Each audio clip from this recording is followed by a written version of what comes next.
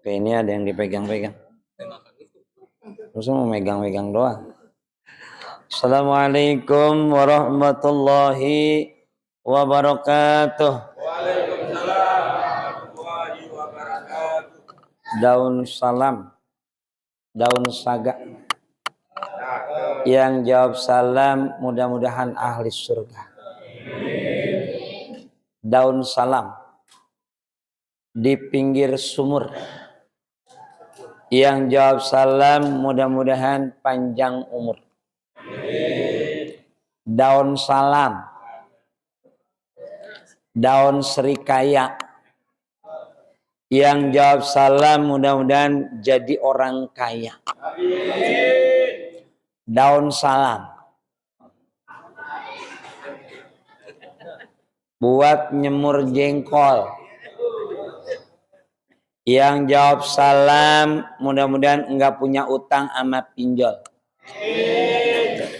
Daun salam dari negara Belgia. Yang jawab salam mudah-mudahan hidupnya bahagia.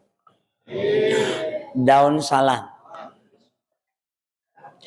nyangkut di kutang. Yang jawab salam mudah-mudahan enggak punya utang. Itu yang aminah paling kencang, utangnya paling banyak itu dia. Makanya diekspresikan amin gitu. Daun salam dari duren sawit. Yang jawab salam mudah-mudahan banyak duit. Nah begitu, kalau banyak duit mah amin. Bukan banyak utang, amin. Alhamdulillah. Alhamdulillahilladzi kataba siyam ala jami'il mu'minin. Asyhadu an la ilaha illallah al-malikul haqqul mubin.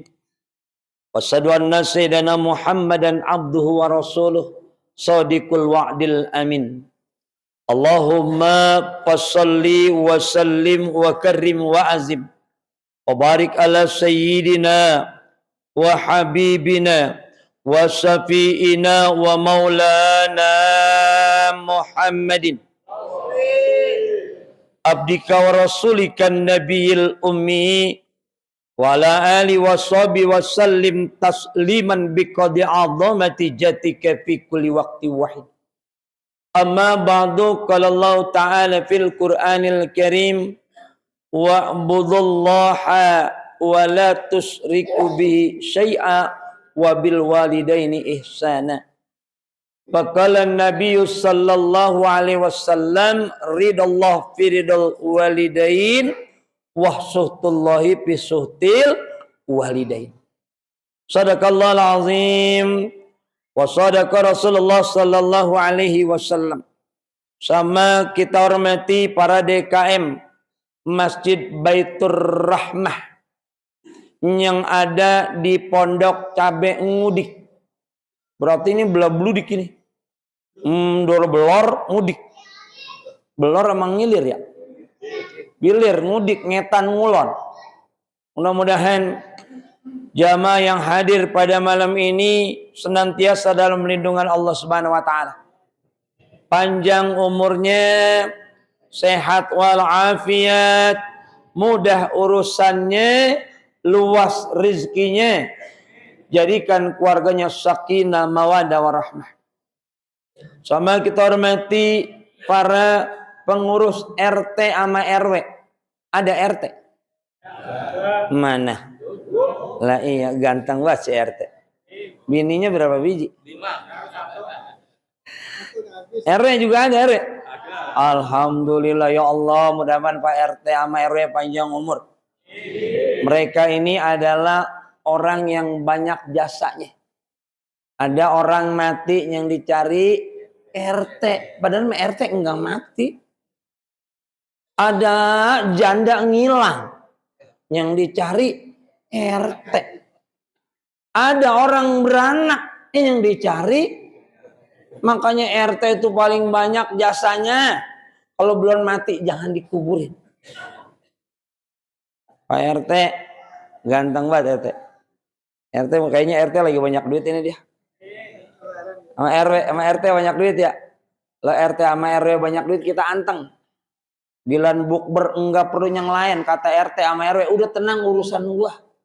Mudah-mudahan nih RT sama RW duitnya banyak. Ini kan Jawa Barat apa DKI ini? Jawa Barat. OP-nya berapa duit OP-nya? Kalau Jakarta alhamdulillah OP-nya udah 3 juta sebulan. Mudah-mudahan Jawa Barat besok 10 juta. Amin. Katanya emang babalu presiden begitu. Hadirin jamaah rahimakumullah, puji syukur. Mari sama-sama kita panjatkan karya Allah Subhanahu wa taala, alhamdulillah. Di malam keempat atau ketiga nih? Keempat kita tarawih. Masih banyak, masih penuh. Mudah-mudahan apa yang kita lakukan pada malam ini senantiasa mendapat ridho Allah Subhanahu wa taala. Salat bertangkaikan salam mudah-mudahan selalu tercurah pada baginda alam Nabi besar Muhammad. Nih. Nabi pernah nanya, "Hai sahabatku, tahukah kamu orang yang pelit, koret, medit, bakhil, buntut gasiran, pantat kuning, embol nontot?" Enggak ada itu mah di hadis, enggak ada. Nabi nanya sama sahabat, kata sahabat, "Tahu ya Rasul, itu orang yang kayak gitu kalau punya makanannya diumpetin sampai buluk, makanan orang diumbat mulu. Dia punya rokok, air rokoknya dimasukin ke sempak, rokok orang diminta mulu." Kata Nabi, bukan itu, dari umatku yang pelit, yang koret, medit, kikir, bakil, bol nontot, pantat kuning. Sahabat nanya, lalu siapa ya Rasul? Yaitu orang yang jika disebut namaku di depannya dia diam aja. Allahumma sholli ala Muhammad. Mudah-mudahan semua yang hadir pada malam ini beserta sanak keluarganya akan mendapatkan syafaatnya nanti di yaumil qiyamah. Amin ya rabbal. Hadirin jamaah rahimakumullah. Tahun lalu saya udah cerita tentang Dul Karim sama Dul Bakil. Ingat masih? Alhamdulillah, kalau enggak ingat mah saya juga lupa-lupa dikit. Hari ini saya membahas tentang birrul walidain. Apa itu birrul walidain? Menghormati orang tua. Kita semua yang hadir di sini pasti punya orang tua. Ada yang lahir enggak punya bapak, enggak punya emak. Ada. Ada Nabi Adam Nabi Adam itu enggak punya bapak, enggak punya emak. Dengan izin Allah, Nabi Adam lahir ke dunia. Ada lagi Nabi Isa alaihissalam. Kagak punya bapak, tapi punya emak. Siapa itu? Nabi Isa alaihissalam. Jika Allah mau, Allah berkehendak, tinggal kata Allah, kun payakun, jadi maka jadilah. Ini sekarang kan zamannya aneh. Pada ngikut-ngikut Nabi Isa. Mentang-mentang Nabi Isa lahir kagak punya bapak. Sekarang anak perawan pada ngikut. Pada bunting nggak punya bapak. Na'udzubillah. Hadirin jamaah rahimakumullah. Kenapa kita disebut punya orang tua? Karena kita lahir dari rahim orang tua. Coba kalau kita lahirnya dari pelalon. Bukan orang, kita tikus. Hadirin jamaah rahimakumullah. Kata Allah, wa'budullah, sembahlah Allah, wala tusriku bi syai'a, dan jangan engkau menyekutukannya dengan sesuatu apapun. Ini Allah udah mesen sama kita, jangan sampai kita menyembah selain Allah, dan jangan sampai kita menyekutukan Allah dengan sesuatu apapun. Dalam lanjutannya Allah juga berpesan, berbaktilah kamu kepada orang tua. Kenapa kita disuruh berbakti? Karena kita besok tua. Besok. Kayaknya mah di depan saya udah tua ini. Udah kita udah jadi orang tua. Kalau kita nggak ngormatin orang tua, maka jangan salahkan kalau besok kita punya anak nggak ngormatin kita. Makanya hati-hati Bapak. Ada biasanya yang masih muda. Sama mak bapaknya galak banget. Minta duit pakai ngamuk.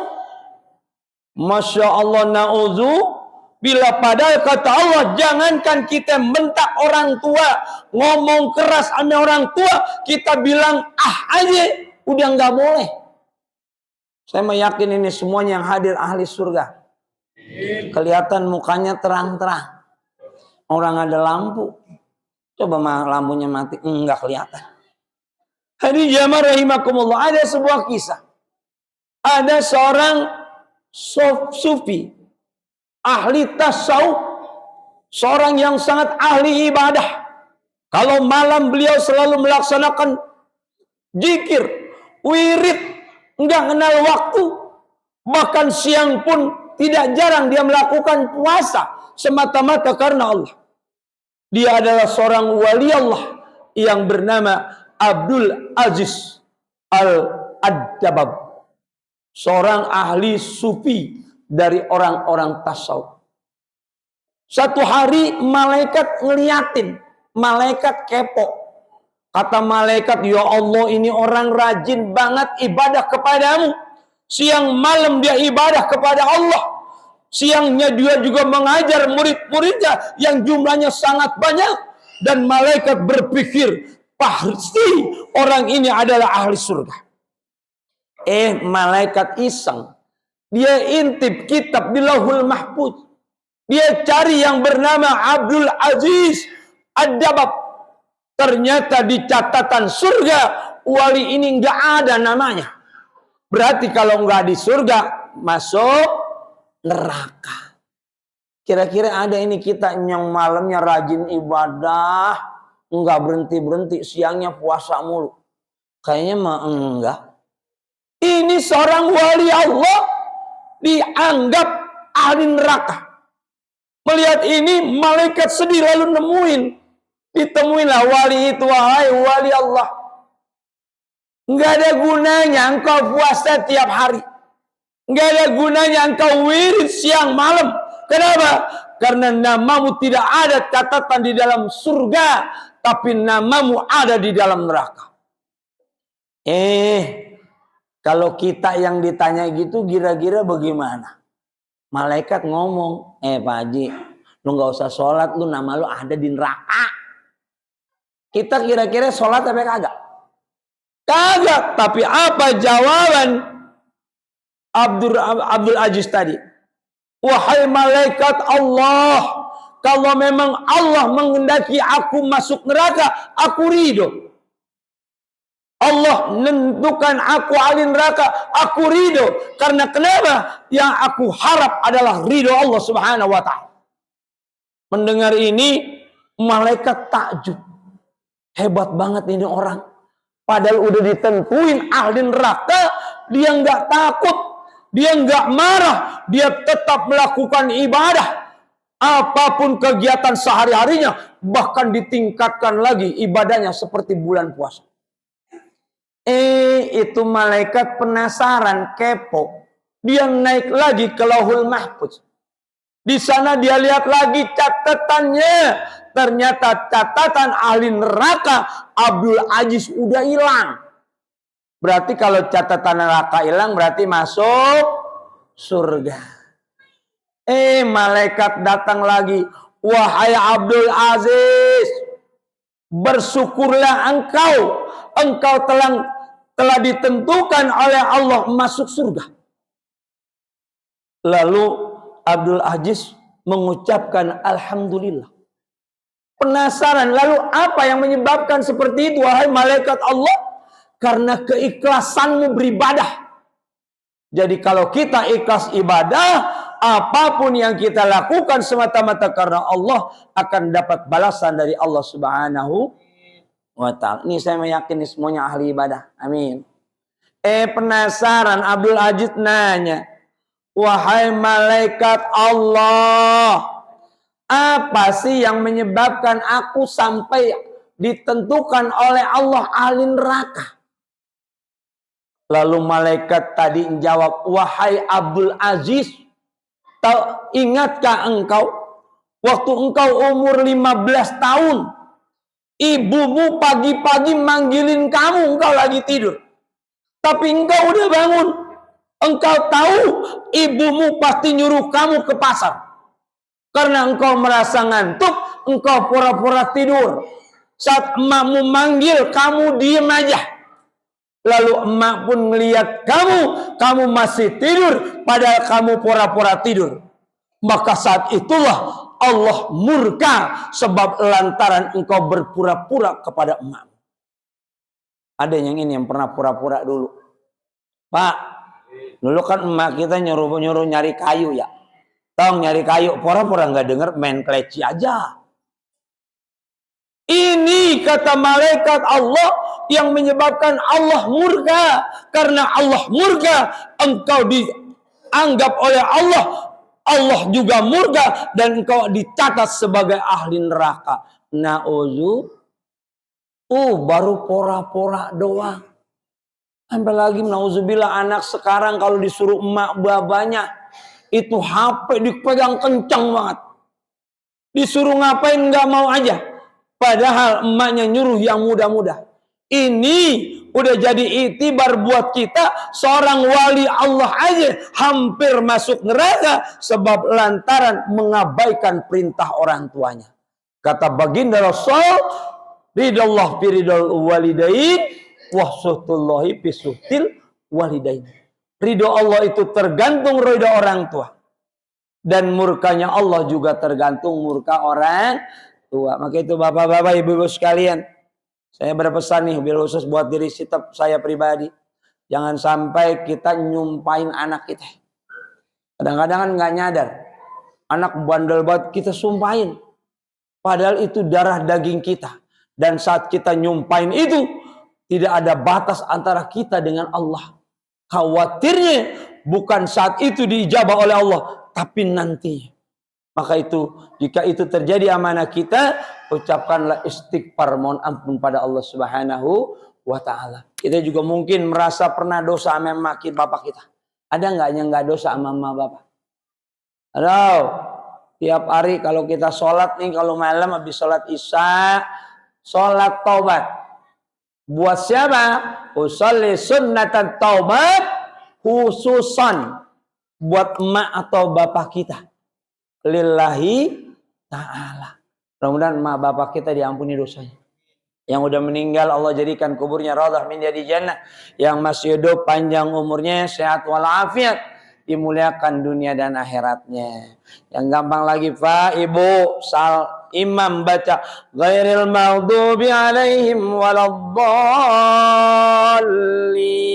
Jangan langsung amin. Baca Robbi firli wali walidayya amin. Masya. Pernah itu begitu. Mulai sekarang nih, kalau ada imam ghairil maghdubi alaihim, jangan langsung amin. Tapi Robbi firli, ya Allah ampunin aku, wali walidayya, dan ampunin kedua orang tuaku, baru balas amin. Maka insya Allah pahalanya bukan hanya buat kita, tapi buat kedua orang tua kita. Dan syukur-syukur kata baginda Rasul, apabila kita amin berbarengan dengan aminnya para malaikat Allah, malaikat itu doain biar kita diampunin dosa. Kapan malaikat ikut amin? Saat imam baca amin. Jadi imam al-dhalin, imam bilang amin, kita barengin tuh amin. Maka itu sama dengan kita berbarengan dengan aminnya para malaikat. Ini aja ya Bapak Ibu sekalian. Jangan lama-lama, kebetulan saya alhamdulillah belum ngopi nih. Belum ngopi, baru banget sampai. Saya sampai sini, saya pikir saya ketinggalan kalau datang. Baru 2 orang. Alhamdulillah bapaknya udah 2 orang. Rajin banget ini Ustadz kita, udah azan lagi pengen dulu. Mudah-mudahan Ustadz panjang umur ya. Amin. Udah beberapa jamaah tadi alhamdulillah, mohon maaf. Saya bukannya duluin, rumah saya jauh. Saya tinggal di Ciganjur. Nggak tahu lagi Ganjur. Ciganjur no dekat rumah Gus Dur. Gus Dur itu sama saya manggil abang. Abang apa? Karena saya orang Betawi. Almarhum Gus Dur, dekat almarhum Gus Dur. Udah ini Bapak Ibu yang dapat saya sampaikan, mudah-mudahan ada hikmah dan manfaatnya. Sering-seringlah baca doa untuk kedua orang tua kita. Karena kita nggak tahu orang tua kita di dalam kuburnya apakah dapat nikmat kubur atau siksa kubur. Yang pasti kalau kita doa setiap saat, insya Allah Allah jadikan kubur orang tua kita yang meninggal radah min yadil jannah. Amin ya rabbal alamin. Ini yang dapat saya sampaikan, kurang lebihnya mohon maaf. Assalamualaikum warahmatullahi wabarakatuh.